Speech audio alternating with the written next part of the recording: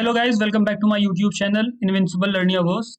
तो हमारा ये जो एसक्यूएल की सीरीज चल रही है, यहाँ पे हमने लास्टली वीडियो में ये देख लिया है कि वेयर क्लॉज किस तरह से काम करता है, इंसर्ट स्टेटमेंट किस तरह से काम करता है, सेलेक्ट स्टेटमेंट किस तरह से काम करता है और क्रिएट किस तरह से काम करता है।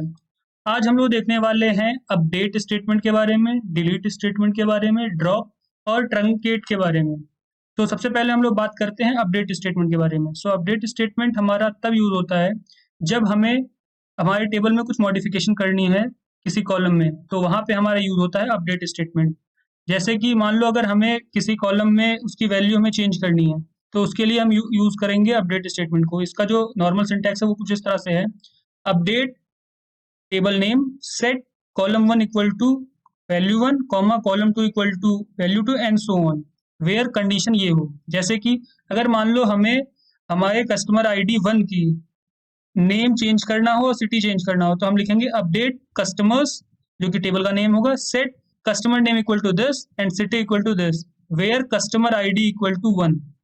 अब अगर मान लो हमें इंटायर टेबल में ही चेंज करना है, तो हम वेयर वाला क्लॉज हटा देंगे, हम सीधा लिखेंगे अपडेट टेबल का नेम सेट कि वो कॉलम में से क्या नाम होना चाहिए, तो पूरे कॉलम में जो नेम होगा वो एक ही सेट हो जाएगा।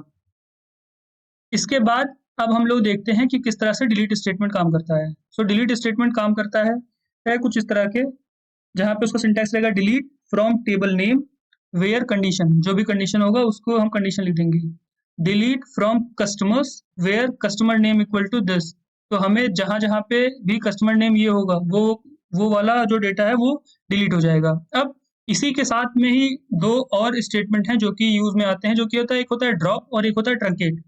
सो ड्रॉप का काम बेसिकली ये होता है कि अगर आपको पूरे का पूरा टेबल ही हटाना है, data and table structure schema सब कुछ, तो वहां पे यूज में आता है हमारा ड्रॉप। ड्रॉप टेबल, फिर उसके बाद टेबल का नेम। फॉर एग्जांपल अगर मान लो हमें कस्टमर्स वाला ही हमें टेबल अगर हटाना है, तो हम लिखेंगे ड्रॉप टेबल कस्टमर्स। हमारा जो कस्टमर्स का टेबल होगा वो ऑमिट हो जाएगा, हमारा पूरा पूरा कंप्लीट। बात करें अगर हम ट्रंकेट का, तो ट्रंकेट क्या करता है कि जितने भी डेटा है उसके अंदर, उस डेटा को क्लीन कर देता है, मतलब कि सारा डेटा, वो सारे कंटेंट जो है वो क्लियर हो जाएगा, केवल आपका स्कीमा बचेगा एंड कुछ नहीं। फॉर एग्जांपल हम ट्रंकेट टेबल और कस्टमर्स अगर हम करते हैं, तो केवल ऊपर की जो कस्टमर नेम कस्टमर आईडी जो हमने स्ट्रक्चर बना रखा है वो बचेगा, बाकी सब कुछ क्लियर हो जाएगा। तो ये रहा डिफरेंस डिलीट ड्रॉप और ट्रंकेट का, और कहाँ कहाँ पे आपको किस तरह की चीजों का अगर आपको यूज करना है तो वहां पे आप समझो। अगर आपको इंटायर टेबल ही हटानी है तो आप ड्रॉप का यूज करो। अगर आपको इंटायर टेबल का सारा डेटा, इंटायर डेटा हटाना है, तो आप ट्रंकेट यूज करो। अगर आपको कुछ एक स्पेसिफिक आपको चीजें हटानी है, तो वहां पे आप डिलीट स्टेटमेंट का यूज करो।